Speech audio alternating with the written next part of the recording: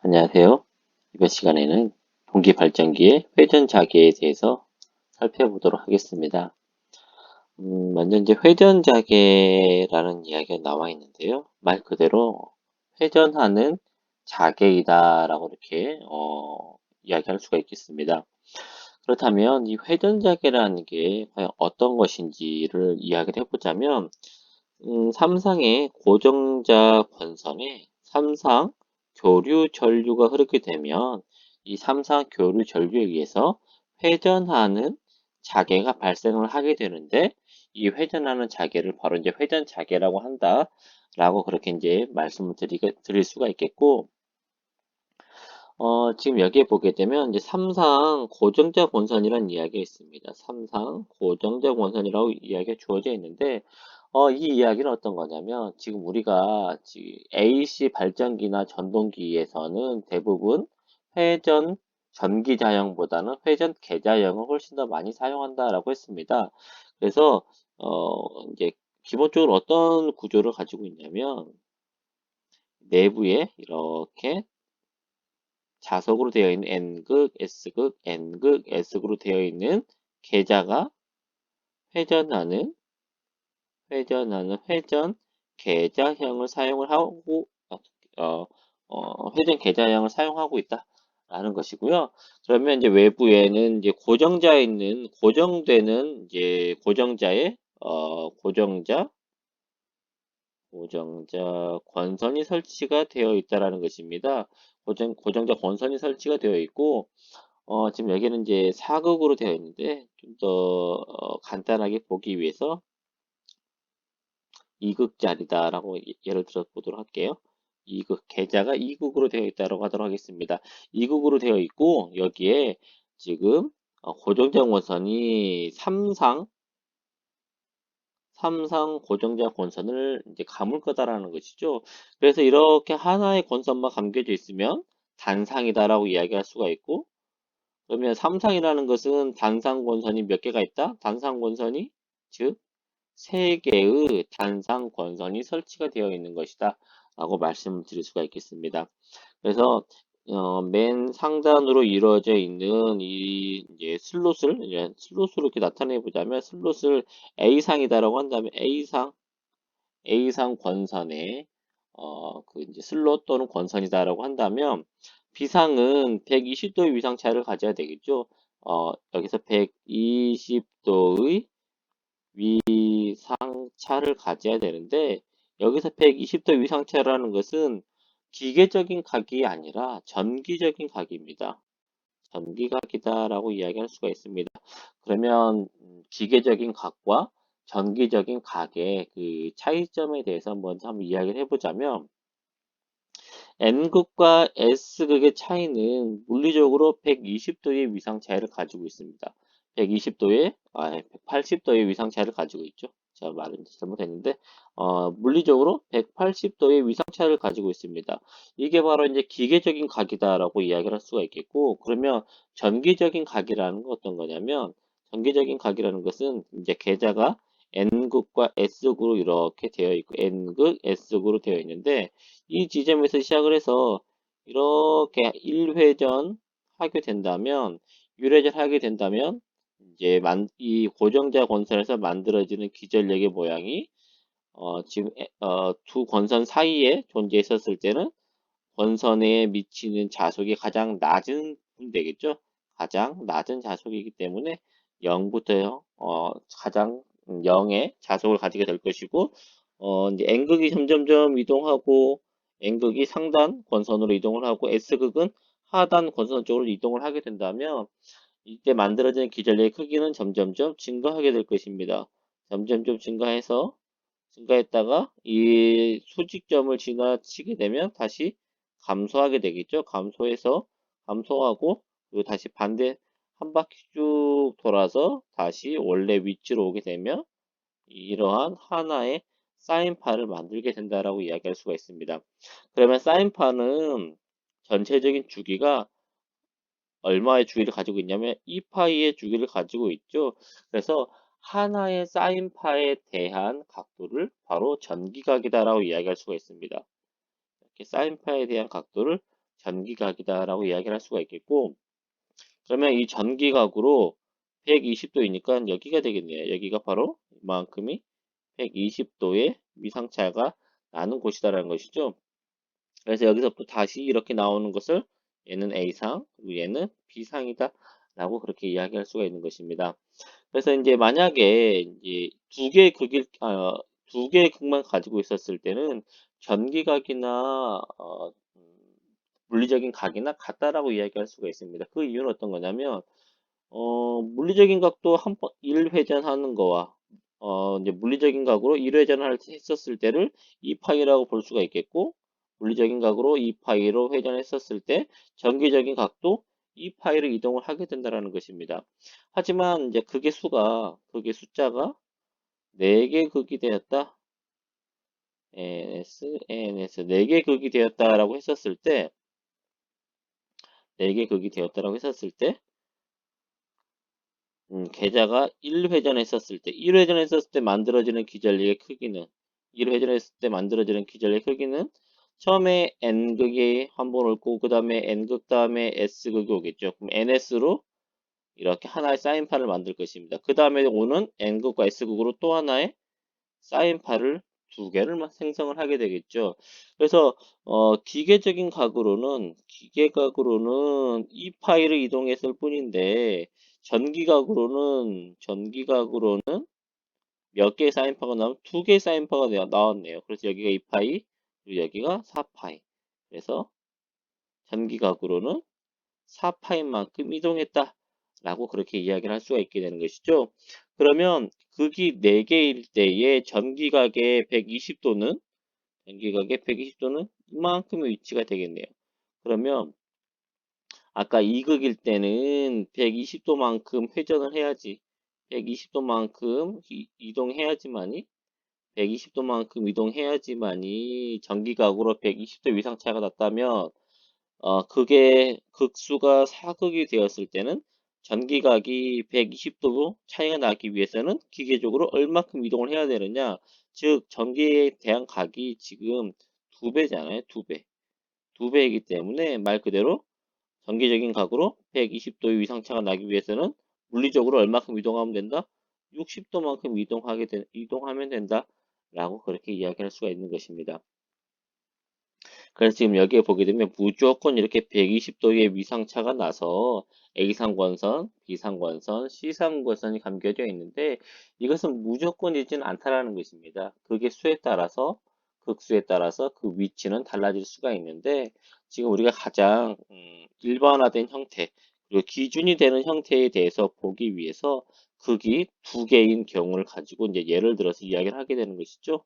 그렇기 때문에 다음과 같이 이렇게 이제 A상권선, A상권선, 그리고 B상권선, 그리고 C상권선 이렇게 이제 120도의 위상차를 두고 120도의 각도 차이를 두고 이렇게 감겨져 있다라고 이렇게 이제 이야기를 하도록 하겠습니다.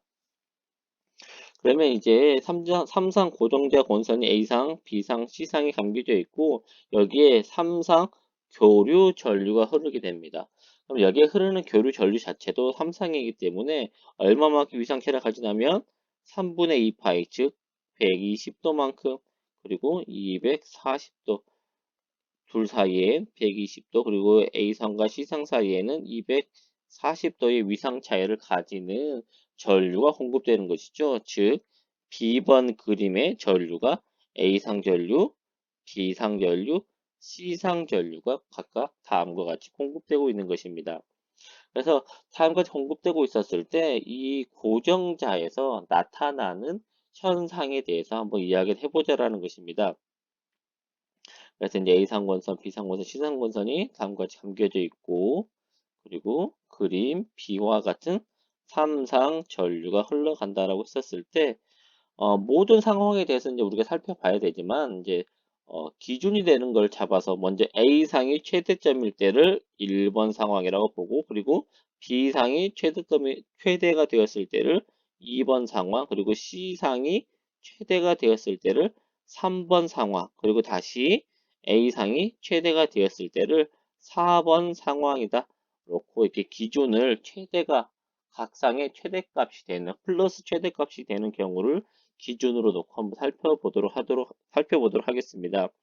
그러면 이때 A상이 최대가 되었을 때 보면 A상은 플러스의 전류를 가집니다. 그리고 B와 C는 부호가 뭐죠? B와 C는 여기다 A상 A 어떻게 적을까요? A, B, C라고 한다면 A는 플러스 B와 C는 마이너스의 전류를 가진다.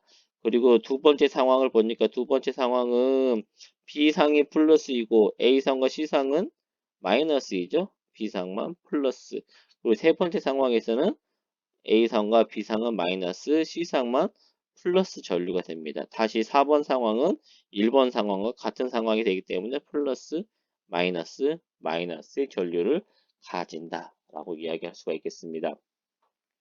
그럼 여기에서 왜 이제 부호가 중요하냐라는 것은 우리가 이제 최초에 권선을 설계를 함에 있어서 A상 권선과 B상 권선은 지금 이제 나오는 선이죠. 앞으로 나오는 이렇게 하면은 외부로 이렇게 나오는 전류의 방향이 될 것이고 X표라는 것은 내부로 이렇게 들어가는 전류의 방향이 되는 것입니다. 그래서 인출되는 선이 원래 이렇게 120도의 기준을 두고 설치가 되는 것이고 다시 인입되는 선도 인입도 120도의 위상차를 두고 이렇게 설치가 되는 것이다. 이게 먼저 기준이다라는 것입니다. 이게 기준인데 지금 현재 1번 상황을 보게 되면 A상은 플러스입니다. A상은 플러스이기 때문에 내가 하고자 했던 방향을 가지게 되는 것이죠. A상은 기준이 되는 방향을 가지게 됩니다. 내가 원래 기준으로 삼았던 인출과 인입의 방향을 가지게 되는데, 근데 B상은 지금 부호가 되어 있죠. B상은 마이너스, C상은 마이너스. 그러면 흐르는 전류가 내가 설계하는 거에 반대 방향으로 흘러간다라고 볼 수가 있습니다. 그래서 원래는 이 대각선 아래쪽이 원래는 인출, 그리고 반대편이 인입되는 방향이었는데 부가 반대가 되었기 때문에 아래쪽이 이렇게 인출되는 라인이 되고 그리고 상단 쪽이 인입되는 라인이 되고 상단 쪽이 인출되는 외부로 나오는 인출 라인이 가지게 된다라는 걸 확인을 해볼 수가 있고 그리고 C상도 마찬가지로 부호가 마이너스이기 때문에 최초에 설계할 때는 인출 인입선이었는데 이 전류의 방향이 반대가 되니까 이쪽이 인출, 인입의 그런 부호를 이런 이제 이 건선에 흐르는 전류의 방향이 된다라는 것입니다. 그러면 전류가 흐르면 그 주변에 뭐가 만들어지냐면 전류 주변에는 자석이 생성이 되게 됩니다. 자석이 생성되는 방향은 오른 나사의 방향으로 만들어지죠. 그래서 A상도 이렇게 오른 나사의 방향으로 이렇게 자석이 만들어지게 될 것이고 B상도 오른 나사의 방향으로 이렇게 그리고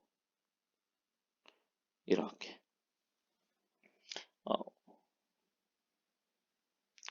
잠시만요. 이건 C상인데 제가 B상으로 이야기를 해버렸네요.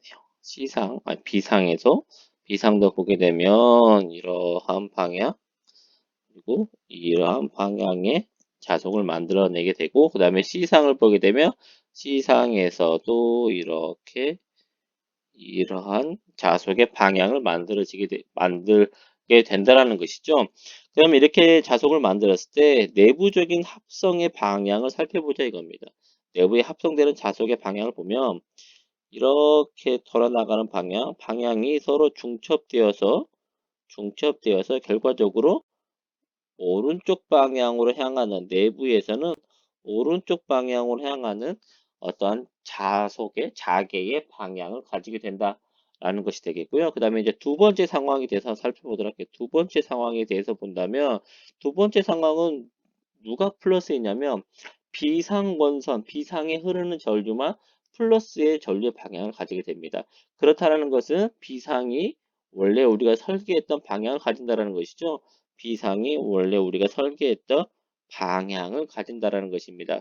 그리고 A상과 C상은 우리가 설계했던 전류의 방향에 반대 방향의 전류가 흐른다라고 볼 수가 있기 때문에 원래 설계했던 거와 반대 방향 인입 그리고 이쪽이 반대편의 인출 A상의 방향이 될 것이고 그리고 C상도 반대 방향이 되어서 인입, 인출 방향이 된다라는 것입니다. 이렇게 해서 이제 주변의 전류에 의해서 만들어지는 이 만들어지는 자속이 이렇게 회전하는 자속이 만들어지겠죠. 자속이 회전하는 자속이 다음과 같이 만들어져서 대각선 아래쪽 왼쪽 대각선 아래쪽에 자속의 방향이 만들어지게 되는 것입니다. 그리고 이제 세 번째 상황에 대해서 보게 되면 세 번째 상황은 C상만 플러스이네. 그 말은 어떤 이야기냐면 C상만 원래 설계했던 방향을 가지게 된다는 것이죠. C상만 우리가 설계했던 방향이 되는 것이고 A상과 그리고 B상은 그거에 대한 반대 방향의 전류가 흐르게 된다. 이렇게 해서 흐르는 전류에 따라서 만들어지는 자속의 방향을 살펴보니까 자속의 방향을 살펴보았을 때 이 내부적인 합성 자속의 방향이 왼쪽에서 이렇게 상단으로 향하는 자속의 방향이 만들어지게 된다. 그리고 다시 4번 상황에 오면 다시 1번과 같은 방향을 가지게 된다는 것이죠. 그래서 자석의 방향을 보니까 이제 1번은 오른쪽 방향, 그리고 2번 상황은 대각선 아래쪽 방향, 그리고 3번 상황은 대각선 위쪽 방향의 어떠한 자개의 방향을 가지게 된다라는 그런 이야기가 됩니다. 그러면 우리가 이제 그 화살표를 가지고 이렇게 화살표가 뭘 의미하냐면 자개의 방향이잖아요. 자개의 방향이다 라고 볼 수가 있겠고 그러면 이제 자개의 방향을 가지고 어디가 N극이고 어디가 S극인지를 우리가 이야기할 수가 있습니다. 그래서 N극과 S극이다 라고 이야기를 했었을 때 반대로 적을게요. N극과 S극이라고 했었을 때 자석 내부에서는 자석 외부에서 먼저 보도록 하겠습니다. 자석 외부에서는 N극에서는 자속이 외부로 방출되는 방향을 가지게 되고 S극은 내부로 들어오는 자속의 방향을 가지게 됩니다. 그래서 N극에서 나온 자속이 한 바퀴 돌아서 S극으로, N극에서 나온 자속이 돌아서 다시 S극으로 향하게 된다는 것입니다. 그렇게 해서 다음과 같은 이제 자속의 방향을 가지게 되고 그리고 내부적으로 보았을 때는 S극에서 다시 N극으로 향하는 방향성을 가지게 된다는 것이죠. 그래서 자석 내부에서 본다면 화살표의 방향에 이 머리 쪽이 N극이 되고 꼬리 쪽이 S극이 됩니다. 하지만 이 외부에서 보도록 할게요. 외부에서 본다면 외부에서 보았을 때 외부에서 본다면 화살표에 따라서 어디가 N극이고 어디가 S극이냐를 본다면 이쪽에 반대편에 S극이 있다라고 봤을 때 이렇게 된다면 자석의 방향은 어떻게 될까요? 자석의 방향은 N극에서 나와서 S극으로 향하는 자석의 방향이 되겠죠. 그래서 어떠한 공간에서 본다면 어떤 현상이 벌어지냐면 반대편 이 꼬리 쪽이 N극이 존재하고 머리 쪽이 S극이 존재하는 이런 형태가 된다라는 것입니다. 그래서 우리가 지금 여기에서 적용해야 되는 그 모양은 바로 이러한 모양을 적용을 하게 된다라는 것이죠. N극에서 나온 자석이 S극으로 들어가는 그런 모양을 가지고 이야기를 하게 되는 것이고 그러면 여기에서 이제 그 자석의 방향을 가지고 이제 이야기를 할 건데 어떤 이야기를 할 거냐면 좀 지우고 이야기하도록 할게요. 제가 이제 적어 놓은 게 너무 많아서 지금 지워지는데 좀 잘 지워지지 않고 있습니다. 네.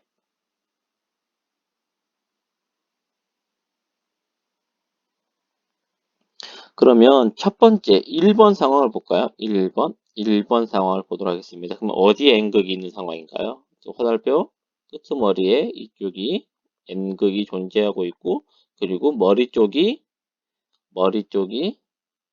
S극이 지금 위치하고 있는 상황이다라고 볼 수가 있겠죠? 그러면 두 번째 상황은 어떤 상황이 될까요? 두 번째 상황은 이 꼬리 쪽이 이쪽이 N극, 그리고 반대편이 S극이 된 상황이다라고 볼 수가 있겠습니다.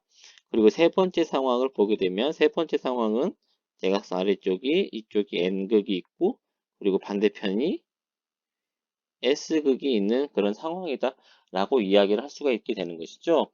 그러면 1번과 2번과 3번의 상황을 놓고 비교를 해봤을 때 N극을 가지고 한번 비교해 보도록 할게요. N극.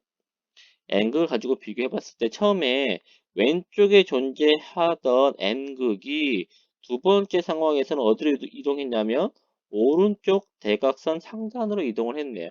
그래서 원래는 어디 있었냐면 원래는 이쪽에 있었잖아요. 이쪽에.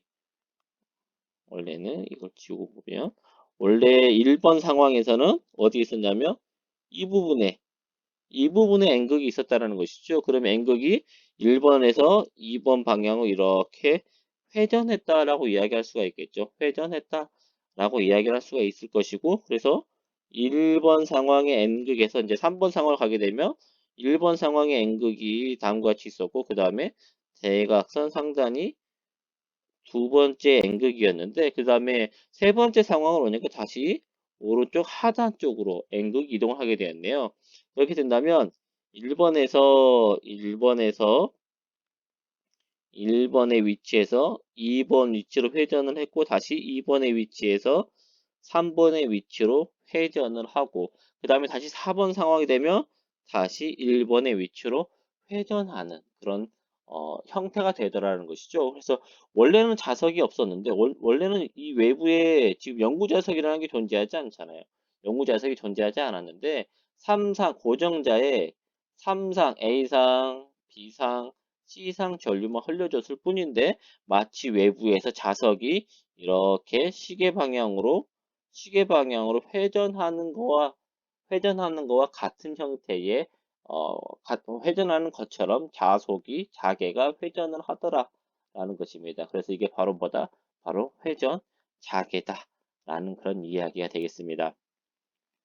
그래서 이 회전 자개에 대한 개념은 이제 우리가 동기기라든지 그다음에 나중에 보게 될 유도기에서 매우 중요한 그런 이야기가 되고요. 그리고 동기 전동기나 유도 전동기에 회전하게 되는 그런 근본적인 힘이 되는 것이고, 그리고 동기 발전기 그리고 이제 유도 발전기에서 삼상 전력을 생산을 하는 그런 원리가 되는 것이 바로 회전 자개이다.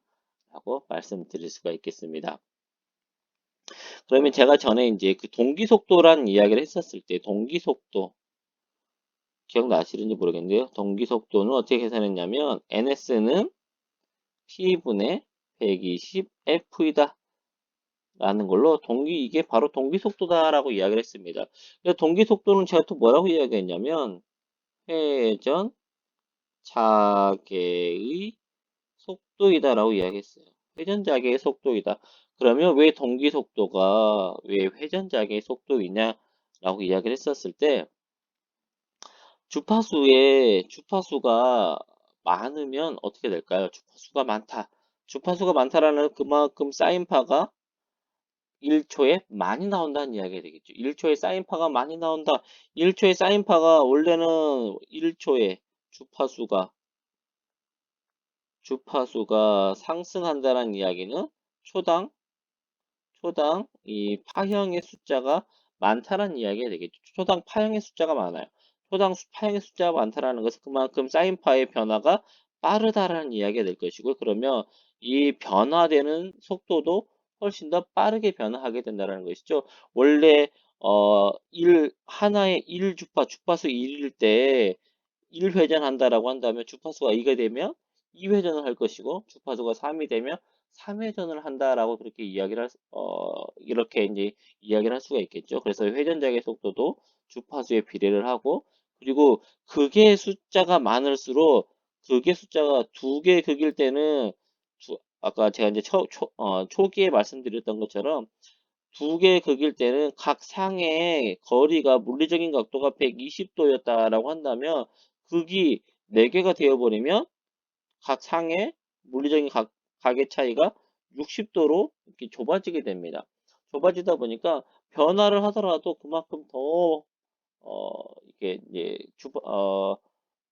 기존에는 사인파가 한 번에 1회전했다라고 한다면 그 뒤에는 주파수가 두 번 들어와야 사극이 되면 두 번의 주파수가 되어야지만 1회전을 하게 되니까 그만큼 회전 속도는 감소하게 된다라는 것이죠. 그래서 이 동기 속도에 대한 식은 즉 회전 자계의 속도가 된다라고 이렇게 말씀을 드릴 수가 있겠습니다. 그러면 이제 이렇게 만들어지는 회전작의 크기를 한번 우리가 계산을 해보려고 하는데, 보게 되면 이제 A상에서 만들어지는 자개의 크기, 그리고 B상에서 만들어지는 자개의 크기, 그리고 C상에서 만들어지는 자개의 크기가 다음과 같습니다.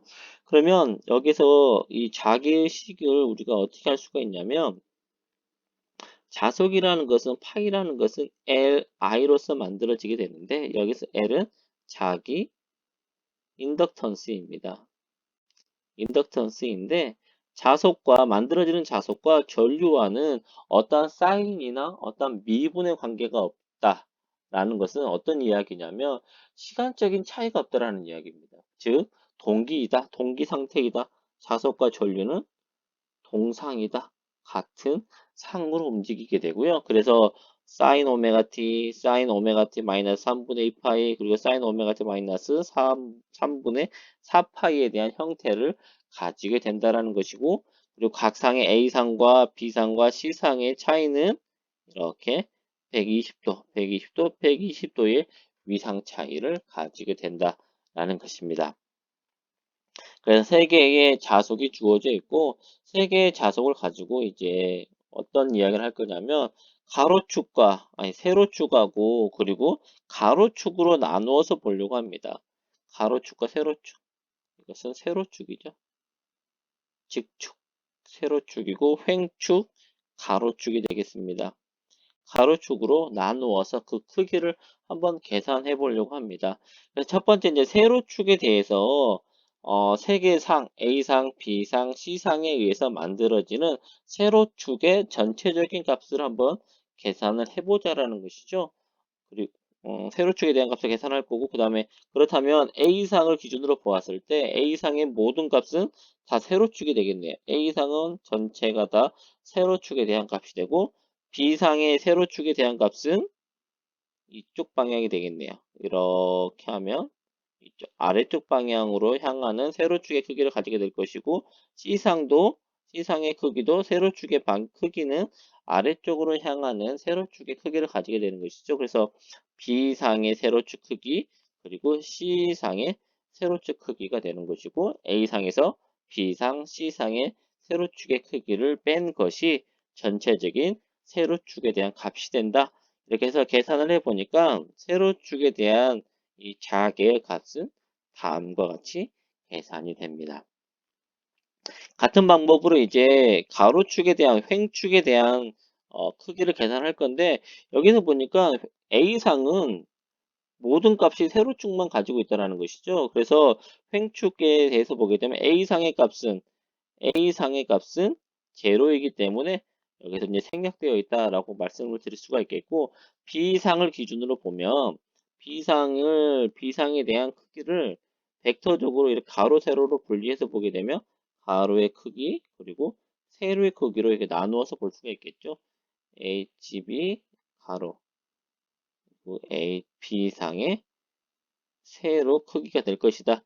그리고 이제 C상에서 보게 되면 C상도 가로축의 크기와 세로축에 대한 크기로 나누어 볼 수가 있고 C상의 가로축 그리고 이제 C상의 세로축인데 가로축의 값을 보니까 서로 반대 방향을 보고 있다라는 것이죠. 그래서 여기서 기준을 B상을 기준으로 잡는다면 C상은 그에 대한 반대 방향이기 때문에 마이너스 값을 취하게 됩니다. 그렇게 해서 이제 가로축에 대한 값을 구하게 되면 가로축에 대한 자개의 크기는 바로 다음과 같다. 그래서 세로축에 대한 크기, 그 다음에 가로축에 대한 크기를 계산하기 때문에 세로축에 대한 크기와 가로축에 대한 크기를 이용을 해서 전체 자개의 크기를 구할 수가 있다. 그래서 벡터적으로 이 전체 자개의 크기를 구하기 위해서는 이제 다음과 같은 벡터적인 합으로 계산하게 될 것이고, 그래서 식 3.21 식에 의해서 자개의 크기는 다음과 같이 2분의 3 그리고 최대 자석의 최대값으로 계산할 수가 있고, 이때의 위상각은 이 탄젠트의 역 탄젠트를 이용을 하게 되면 마이너스 오메가 t라는 위상각으로 나오게 됩니다.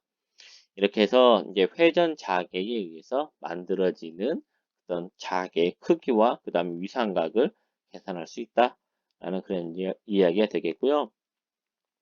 여기에서 이제 중요한 이야기는 뭐 크기를 계산하는 것도 우리가 이제 중요하다고 볼 수가 있는데, 더욱더 중요한 것은 이 회전 자기에 대한 개념이 더 중요하다고 볼 수가 있습니다. 그래서 원래는 실제로는 회전하지 않았지만 회전 자기에 대한 개념이 그런 거잖아요. 실제로 회전하지 않았지만 고정자에 입력되는 삼상전류에 의해서 자석이 n극이 이렇게 자석이 1번에서 2번, 2번에서 3번, 3번에서 다시 4번으로 이렇게 회전하는 형태를 가지게 되는 것. 이게 바로 회전 자개이고, 회전 자개의 속도는 즉 어떤 속도이다? 동기 속도이다라는 것입니다. 그래서 우리가 동기기라고 부르는 이야기는 회전자의 회전하는 속도가 이 회전자의 속도와 같다라고 해서 동기 발전기나 동기 전동기를 동기기다라고 그렇게 부르게 되는 것이죠. 오늘은 여기서 마치도록 하겠습니다.